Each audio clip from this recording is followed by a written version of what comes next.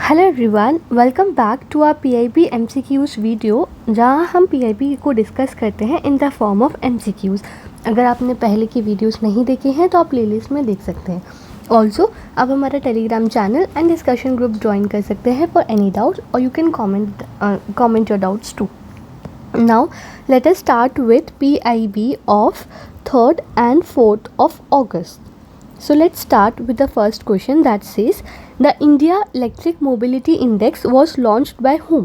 So एक India Electric Mobility Index launch हुआ है नया, वो हम पढ़ेंगे आगे कि उसमें क्या क्या चीज़ें हैं, बट ये लॉन्च किसने किया है? It is been launch by NITI Aayog. So let's read this. India ने लॉन्च किया है इंडिया का electric mobility index, a first of its kind initiative. अब ये इंडेक्स है क्या? ये एक टूल है जो नीति आयोग ने डेवलप किया है ताकि वो ट्रैक कर सके, इवैल्यूएट कर सके और बेंचमार्क कर सके performance of all states and UTs in the transition to electric mobility या ईवी अडॉप्शन। यानी कि जो हमारे स्टेट्स है, जो हमारी यूटीज़ है, वो ईवी अडॉप्शन कितना कर रहे हैं, इलेक्ट्रिक व्हीकल्स कितना अडॉप्ट कर रहे हैं, उसको ट्रैक करना, इवैल्यूएट करना और एक बेंचमार्क सेट करना परफॉर्मेंस का।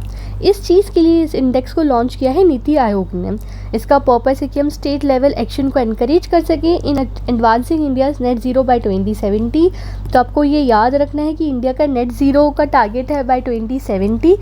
Then to foster healthy competition and best practice sharing to inform policy making through transparent benchmarking of EV readiness. Now, what are the key features of this index? इसमें 3 core themes और 16 indicators launch हुए। तो आपको याद रखना है कि 3 core themes है इसमें और 16 इंडिकेटर्स हैं। पहला थीम है transport electrification progress demand side, फिर है charging infrastructure readiness support infrastructure, and then EV research and innovation status supply side ecosystem. Also जो स्कोर मिलेगा वो मिलेगा out of 100 based on performance across these themes. So इसमें हमने क्या क्या पढ़ा? सबसे पहले इलेक्ट्रिक मोबिलिटी इंडेक्स लॉन्च किया नीति आयोग ने। ये नया इंडेक्स है to track the EV adoption और इसमें 100 से स्कोर मिलेगा एंड 3 थीम्स रहेंगी and 16 would be indicators and 3 would be the core themes, और net zero का target है by 2070. Then which organization launched the report on India's $200 billion EV opportunity? So एक नया रिपोर्ट लॉन्च हुआ है on India's 200 billion EV opportunity, और ये report भी लॉन्च किया है नीति आयोग ने। एंड हमारा जो ईवी सेल्स का टारगेट है 2030 का, वो क्या है? What is India's national EV sales target for 2030? तो हम चाहते हैं कि हम 2030 तक 30% जो व्हीकल्स हम सोल करें वो ईवी हों। सो हमारा टारगेट है 2030 तक कि हमारे जो 30% व्हीकल्स हम सोल कर रहे हैं वो ईवी व्हीकल्स होने चाहिए। Now next question ask, which cooperative bank became the first under the jurisdiction of Ministry of Home Affairs to post its highest ever profit and present a dividend check of 22.90 crore rupees to Union Home Minister for Financial Year 24-25। यानी ये question 2-3 चीज़ें हमको information भी दे रहा है और हमसे question भी पूछ रहा है। सबसे पहले बोल रहा है कि कौन सा कोऑपरेटिव बैंक है जो फर्स्ट बना है जिसने हाईएस्ट प्रॉफिट्स पोस्ट करे हैं और डिविडेंड दिया है 22.90 करोड़ का। So first highest profit, then cooperative bank it is asking, जो ministry of union home minister को ये चेक दिया गया है एंड ये जुरिस्डिक्शन में under ministry of home affairs, right. So ये कौन सा कोऑपरेटिव बैंक है? It is Repco bank. So Repco bank is the right answer, जिसने हाईएस्ट प्रॉफिट रिकॉर्ड करा है और जिसने कोऑपरेटिव बैंक ने जिसने सबसे ज़्यादा हाईएस्ट प्रॉफिट रिकॉर्ड किया और डिविडेंड दिया है of 22.90 crore rupees to union home minister. Now which earlier requirement has now been removed regarding the use of microfinance loans? So microfinance loans के लिए अब क्या requirement है जो change कर दी गई है? So it is use of 50% loans for income generation. I'll explain you what does it means is, इसका मतलब ये है कि जो पहले माइक्रो फाइनेंस इंस्टीट्यूशंस होते थे जैसे NBFCs, माइक्रो फाइनेंस इंस्टीट्यूशंस, उनको ये मैंडेटरी था, उनको ये कंपलसरी था कि जो 50% जो वो लोन्स दे रहे हैं उसका जो 50% है वो एटलीस्ट उन पर्पसेस के लिए होना चाहिए जिससे इनकम जनरेट हो। जैसे कि setting up of a shop या बाइंग लाइफ स्टॉक या फिर कोई भी एक्टिविटी जो अर्निंग सोर्स से के लिए कंट्रीब्यूट करे। तो माइक्रो फाइनेंस इंस्टीट्यूशन एनबीएफसीज को ये रिक्वायरमेंट थी कि जो वो लोन्स दे रहे हैं उसमें 50% लोन्स ऐसे होनी चाहिए जिससे इनकम जनरेट हो रही है। Now RBI has remove this requirement. तो ये क्वेश्चन यही पूछ रहा है, which earlier requirement has now been removed regarding the use of micro finance loans.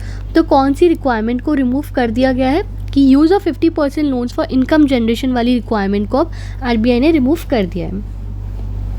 Now under which initiative did PFRDA launched its modernized website in August 2025? So it is very important. PFRDA यानी pension fund regulatory and development authority. So जो pension fund regulatory and development authority है उसने एक नया initiative launch किया है, अपनी website को मॉडर्नाइज किया है, that is PFRDA connect. So let us see information actually क्या किया है। जो PFRDA है वो एक इनिशिएटिव है अंडर PFRDA ताकि वो अपनी वेबसाइट को और मॉडर्नाइज कर सके। उन्होंने अपनी वेबसाइट को और इम्प्रूव कर दिया है डिजिटल आउटरीच के लिए, ट्रांसपेरेंसी के लिए, ऑपरेशनल एफिशिएंसी के लिए and ease of access for all stake holders in pension sector. So इन सारी रीजंस की वजह से उन्होंने अपनी वेबसाइट को और ज़्यादा इम्प्रूव कर दिया है और उसका नाम है अब PFRDA connect. So it is also very important क्योंकि अगर एग्जाम में आ जाता है कि PFRDA की नई वेबसाइट का नाम क्या है तो answer would be PFRDA connect. So you have to remember this. Now, next question asks, which of the following organizations signed an MOU with National Medical Plants Board for conserving germplasm of rare and threatened medical plants?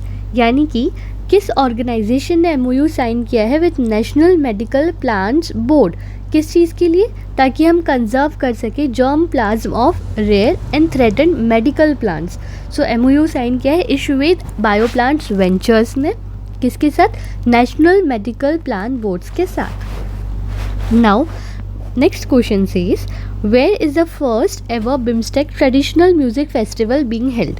यानी कि सबसे पहला BIMSTEC का traditional music festival कहाँ हो रहा है? वो हो रहा है न्यू दिल्ली में in Bharat Mandapam. So let us see some information that says कि जो बिम्स्टेक कंट्रीज़ के जो मेंबर कंट्रीज़ हैं जैसे कि Bangladesh, India, Bhutan, Myanmar, Nepal, Sri Lanka and Thailand, उनके जो आर्टिस्ट हैं वो परफॉर्म करने वाले हैं इस म्यूज़िकल इवनिंग में and it is organised by ICCR that is Indian council for cultural relations. इसे ऑर्गेनाइज किया ICCR ने एंड फेस्टिवल का नाम है सप्त सुर, 7 नेशंस 1 मेलोडी। सो आपको ये फेस्टिवल का नाम याद रखना है और ये हो रहा है म्यूज़िक फेस्टिवल न्यू दिल्ली में भारत मंडपम में। Sapt Sur, 7 nations 1 melody, organised by ICCR and जो बिम्स्टेक कंट्रीज़ के मेंबर्स हैं वो भी आपको याद रखना है। Then next question ask, Agniveer soldiers will be inducted into upcoming tiger protection force at Corbett Tiger Reserve in which Indian states? तो अगर आपको ये भी पता है कि कॉर्बेट टाइगर रिजर्व कहाँ है, you can solve this question. So Corbett tiger reserve is in Uttarakhand and Agniveer soldiers जो हैं वो इंडक्ट किए जा रहे हैं टाइगर प्रोटेक्शन फोर्स में in Uttarakhand. Now this question is repeated. Next question says, which Indian state has become the first to implement a sabbatical leave scheme for government employees offering 365 to 1080 days of leave with 50% of basic pay? I'll explain you the meaning. इस question का क्या मतलब है, but first let's see the answer. The answer is Sikkim. Now let me explain you what does it means.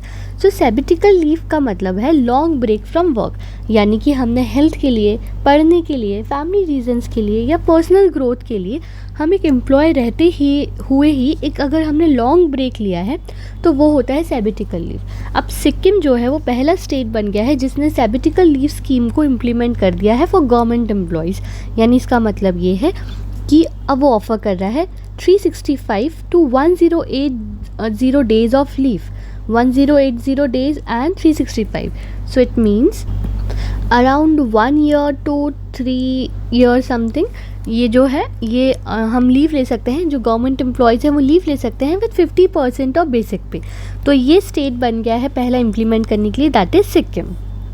सो या that's it for the day.